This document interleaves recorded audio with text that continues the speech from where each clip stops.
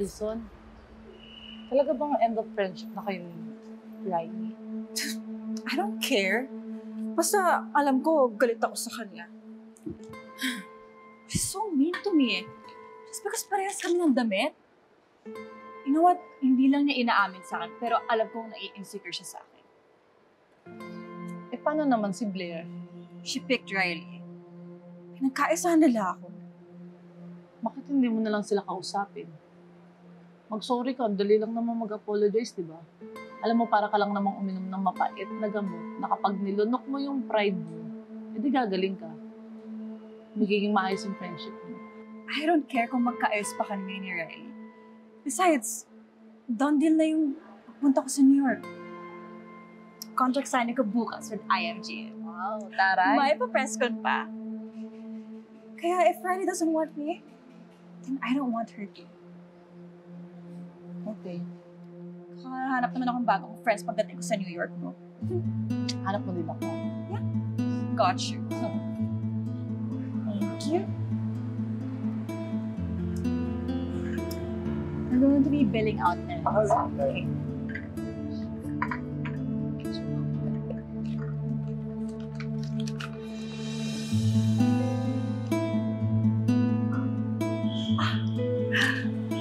Huwag ka na mag-isip.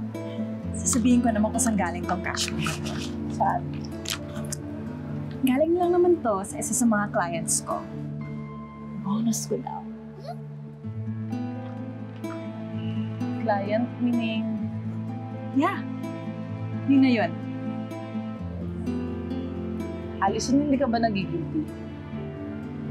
Kasi nakakasira ka ng relasyon ng mag-asawa, ng pamilya. Total, magkakaroon ka na rin naman ng international career. Ba't di mo pa itigil yung ganyang side way? And why should I? Ang importante lang naman sa akin yung pera eh. Girl, wala akong mararating kung puro guilt lang aatupagin ko. Na kung sa sermonan mo lang din ako, you can leave me too. Sorry.